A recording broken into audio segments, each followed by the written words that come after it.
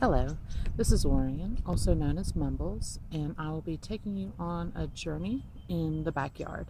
We will be wildcrafting today, also known as foraging. And so we're going to go over some things in your backyard or even local public space that will allow you to get closer to the land, but also be able to utilize your personal medicinal herbs that are available. So a lot of times people call these weeds, but they are incredible and are available to everyone.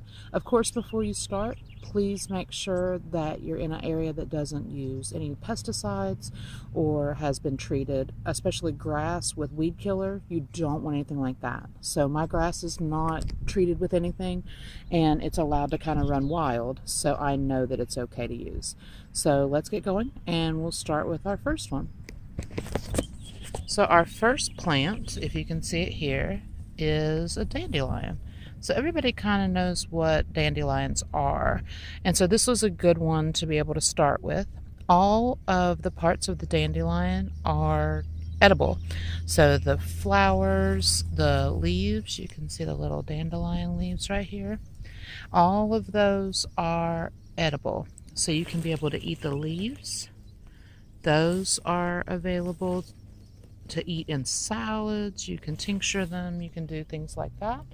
And then of course you can be able to do the flowers. I like to dry mine and I just lay them out on a rack and allow them to dry naturally, and then you're able to utilize them in teas. A lot of people like to fry them, so you just dip them in a little bit of flour and then you put them into a little bit of oil and you fry them up, and you can put them into cakes, pancakes, pies, all types of different things. So I highly recommend the use of dandelions. So the things about dandelions, they're rich in vitamins A, B, C, D, iron, potassium, zinc, magnesium, and calcium. They can be used for an eye wash. Great for pink eye. It'll get rid of it much faster. It's great for urinary tract infections. They balance the hormones. They boost the liver, the kidneys, gallbladder. It offers immunity support.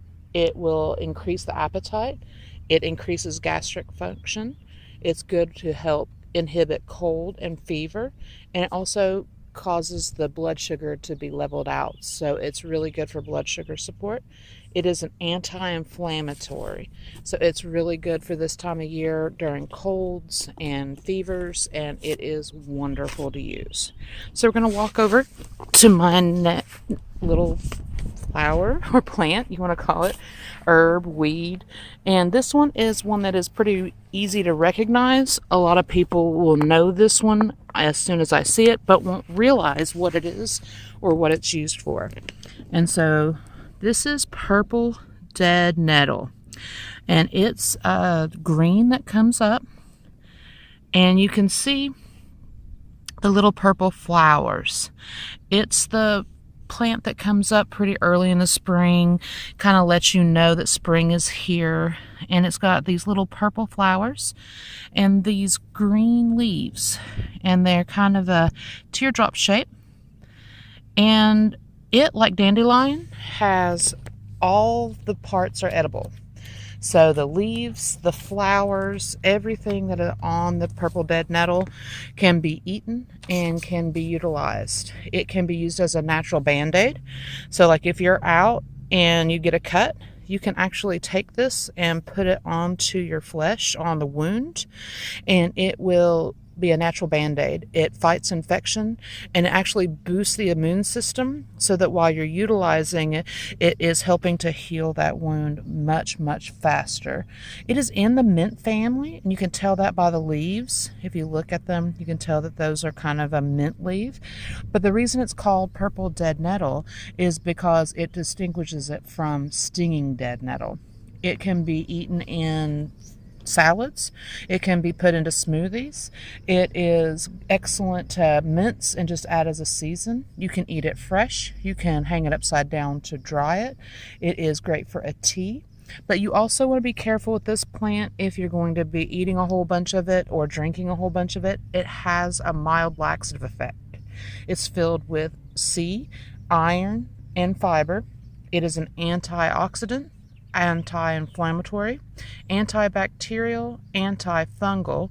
It actually reduces allergy symptoms and can protect against infections of the throats and lungs.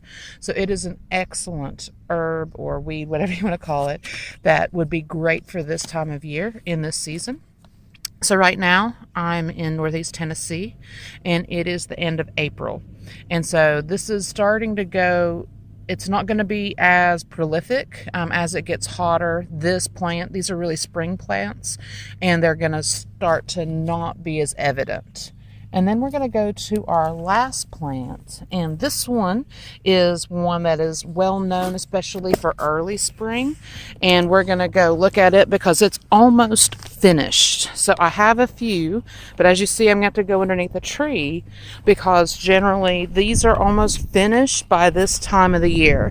So this is the end of April, and this time of year, usually we're almost over, but it has been a cool, wet spring, so we have a lot more of these available. And so this is violet. As you can see, the purple flower, it's very well recognized with the leaf. This is the violet leaf. It is also edible. So again, all parts of the plant are edible. So the violet flowers, the violet leaves, all of it can be eaten. And it's really extraordinary plant. You can be able to dry it. You can be able to put it into smoothies, salads, everything like that. I've been eating a violet salad almost every day for about a month. And so it's really extraordinary. It strengthens the immune system. And the flower actually has a little bit of salicylic acid in it, just like aspirin or in willow. So it actually has a small pain reliever. You can be able to use a little bit of it, and it's supposed to help lightly with pain. Now obviously if you're in a lot of pain, that's not something you would use, but it's also supposed to be a mood elevator. It stimulates the lymphatic glands. It is anti-inflammatory, and it also is good for cough, cold, sinuses. It helps with the sore throats and sinus infections. You can turn this into a tea or a tincture. You can put it into vinegars and syrups. You can be able to use it for a tea, and then it has more vitamin C than an orange. It has vitamin A and iron, calcium, and it is also great for insomnia because of that slight pain relief and the ability to be a mood elevator or mood leveler.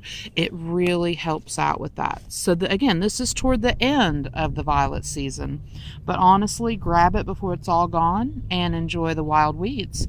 So I look forward to talking more with you about foraging. And these are the first most identified: your dandelion, your violet, your purple dead nettle. So thank you so much.